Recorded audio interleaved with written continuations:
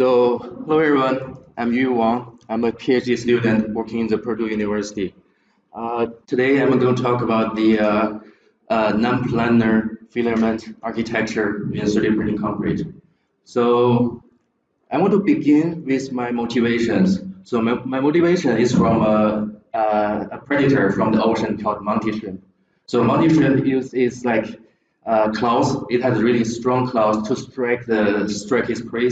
Like in this case, it strikes like a snail. It really also have a really hard shell, but its claws can break the hard shell. So if we take a close look at these claws, there are actually two parts. The top part we call is prepuce, and second part and the bottom we call it dotted club. And this part is what I'm really interested in because mantis shrimp use this part to strike or hit its object. And again, if we take a closer look at the microstructure of this part, we take a cross section of this part, we look at the microstructure, it's actually like this. And this can be divided into three parts.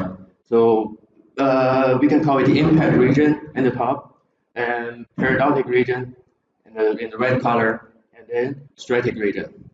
And so a group of researchers did a simulation of the strike of the dotted club to a hard object.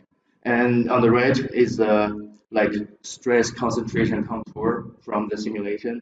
And one thing catch my eye is in the top part of the dotted club, and which is the impact region, is have a large or high stress concentration, which means in that part, the dotted club impact region can resist a really high amount of compressive force. And also, if we take a closer look at that impact region, if the microstructure is exactly like that, it's like a herringbone microstructure or a sinusoidal microstructure. So that's bringing my motivation. And this microstructure, this architecture or microstructure was found in nature to resist really high compressive force, can have really high compressive load bearing capacity. So can we apply this architecture to the cement paste or mortar with 3D printing technology? So we can also get superior compressive load bearing capacity. And so this brings a problem. How do we realize and how do we design this kind of architecture? So if you look at the literature, there are a huge amount of paper talk about how to print on a flat surface, and we can do really good on that. We print on the X and Y direction, we build up in the Z direction. However, there's only limited amount of research studied how to print on a non-planar surface. In this case, I call it 1D surface because it only have one degree in the surface with respect to the ground. And we should first learn how to print in here, basically different printing parameters and different designs, and then apply this to, I call it 2D non-planar surface because they have different degrees like a sinusoidal shape. Use what we learned from 1D, we can apply to 2D to get a sinusoidal non-planar architecture. And it had to be studied really well. So for example, there are two examples of the different print. On the top one is actually two of them I use the same base, but they are different design and different printing parameters. You can see the top one, as it build up, it starts losing its shape and it starts get flattened. But after use what we learned from 1x8, I optimize the design, optimize the printing, the bottom one can become better. The curvature and the shape of the filament can consistent as we build up. And after that, we can further, that's what I'm currently working on, is I can further apply this to a 3D case where we active X, Y, and Z printing. Because in the 1D and 2D, we are still printing in the X and Z, and we move Y. So then further, we can move further to print in the 3D case where we actually active print X, Y, and Z. So, and now I learn how to print, and then a little bit of my experimental program, basically my mixture and what sample I test. In this case, I use steel fiber, which is from hemper fiber, and have a 4.5 millimeter in length and 0.2 millimeter in the diameter. And using fiber in the 3D printing can significantly increase the tensile flexural capacity, and especially for 3D printing when you print your filament in the direction that is perpendicular to the loading direction. That's mainly because it can the 3D printing process can align the fiber during the printing process. So if your printing direction is perpendicular, there are more fibers aligned in one direction, which can more effectively bridge the crack when the crack initiates.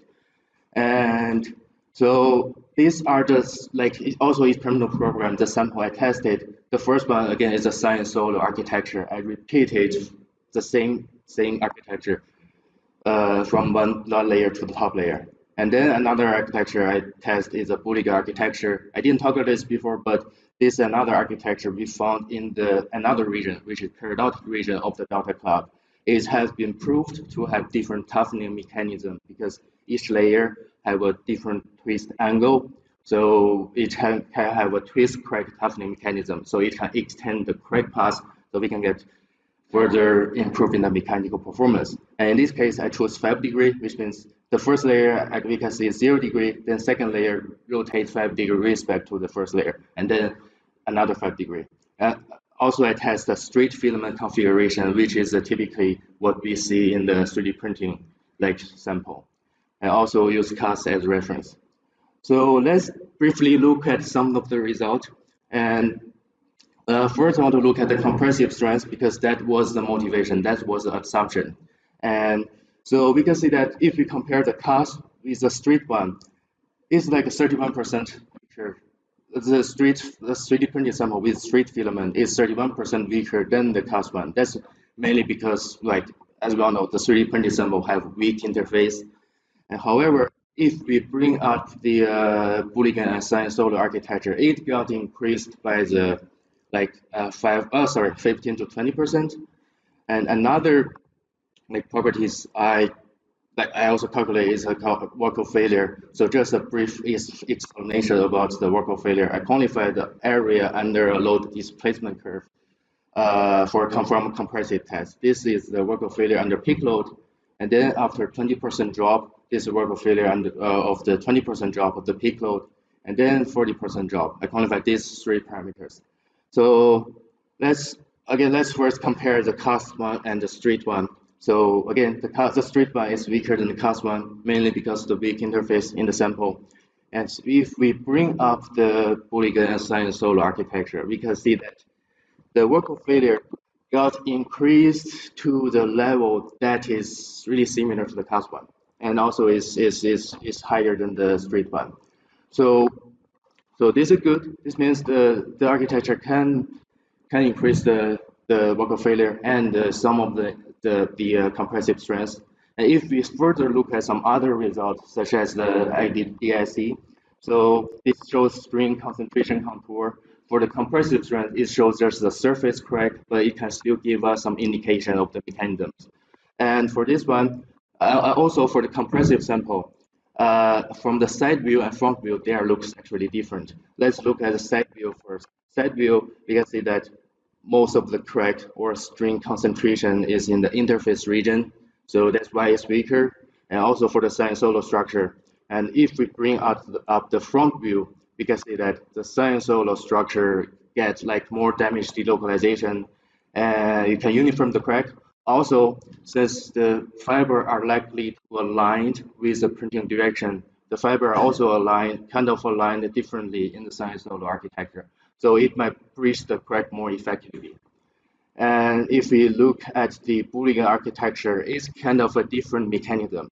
We can see that the string concentrate it's kind of like a twist string concentration, and it's like a twist crack path. So compared with the straight one, the twist crack path, the extended twist crack path, and can further improve the work of failure. And also remember, fiber are aligned in different directions in each layer of the Bouligand sample. Combine these 2 mechanisms, we can get further improve on the mechanical properties. Even though the Bouligand architecture and the sinusoidal architecture are they can also, both of them can increase the mechanical properties, but they are kind of like different mechanisms. So currently what I'm also working on is how do we combine these 2 architecture? How do we combine these 2 mechanisms, which is actually active 3D active X, Y, and Z printing, and which is more closer to the to the architecture we found in the nature. So hopefully we can get a further improvement on the mechanical properties. And yeah, this I want to thank the support from my professors and my team members.